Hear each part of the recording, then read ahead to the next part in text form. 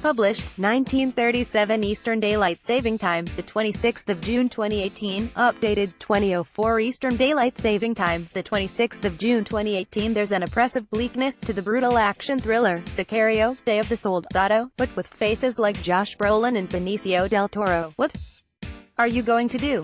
Amid the dust cloud of violence that settles over the Sicario sequel, nothing stands out like the furrowed brow of Brolin's grimace or the cold, worn-out stare of del Toro.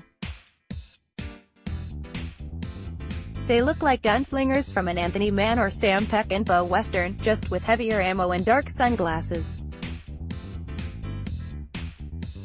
With such sunken, world-weary eyes, in the heyday of film noir, del Toro and Brolin would have made a killing. They do plenty of that, too, in Sicario, Day of the Soldado. Matt Braver, Brolin, and his cartel lawyer-turned-undercover pal Alejandro Gillick del Toro are again called into action in a black ops operation along the Mexico border, this time without the benefit of Emily Blunt, who starred in Denis Villeneuve's Sicario, 2015. This image, released by Sony Pictures, shows Benicio del Toro in Sicario, Day of the Soldado. Richard Foreman Jr., Sony Pictures via AP. Blunt played a less experienced FBI agent with the naivety to be horrified by things that Braver and Gillick wouldn't bat an eye at. You know, sissy stuff like dozens of decaying corpses stuffed like insulation into a Mexican cartel safe house. No, Braver and just as brave Gillick have seen it all. And Blunt's absence leaves Day of Soldado without the mounting sense of dread that defined the first one.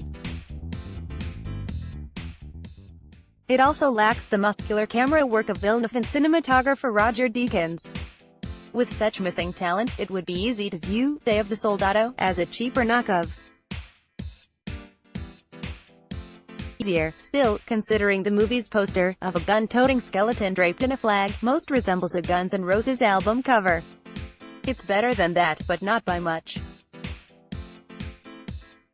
Stefano Sollima, Gomorrah, steps in to direct a script by Taylor Sheridan, whose neo-westerns, Hell or High Water, Wind River, have made him the genre's best new hope. Sheridan wrote Sicario, too, which sought to modernize the drug war thriller to catch it up to the lethal battles of today's cartels.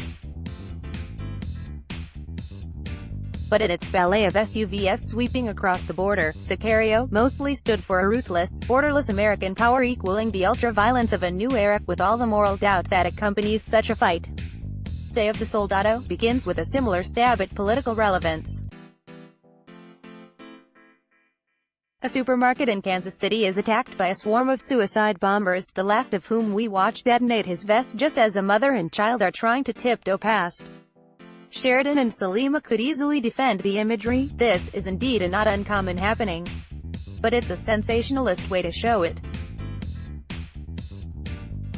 Is there anyone left who doesn't understand the horror of terrorism? It's believed the bombers were jihadis who infiltrated the country by slipping through the Mexican border.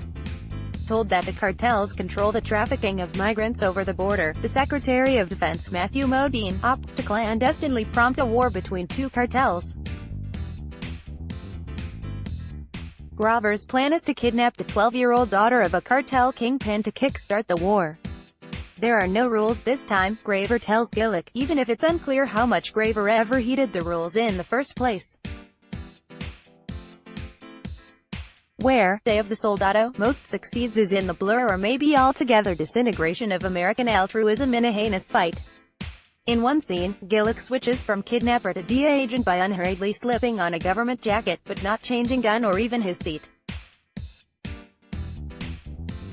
Things go from dark to darker still, as Day of the Soldado sets its genre tale against the backdrop of Mexican migrants in a way that sometimes feels topical and sometimes exploitive.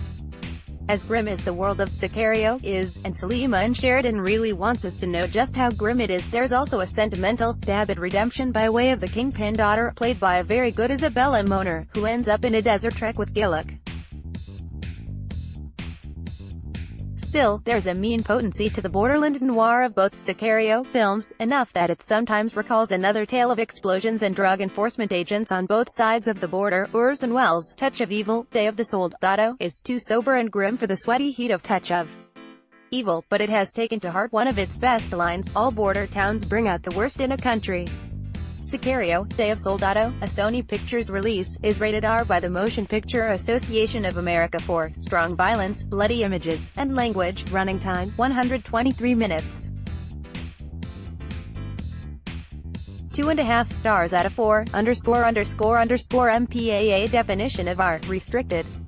Under 17 requires accompanying parent or adult guardian, Follow AP film writer Jake Coyle on Twitter at http://twitter.com/Jake Soyla. This image released by Sony Pictures shows Benicio del Toro, left, and Josh Brolin in Sicario, Day of the Soldado, Richard Foreman Jr., Sony Pictures via AP. This image released by Sony Pictures shows Josh Brolin, from left, Jeffrey Donovan and Benicio del Toro in Sicario, Day of the Soldado, Richard Foreman Jr., Sony Pictures via AP. This image released by Sony Pictures shows Benicio del Toro, right, and Isabella Moner in Sicario, Day of the Soldado, Richard Foreman Jr., Sony Pictures via AP. This image released by Sony Pictures shows Josh Brolin in Sicario, Day of the Soldado, Richard Foreman Jr., Sony Pictures via AP. Sorry, we are not currently accepting comments on this article.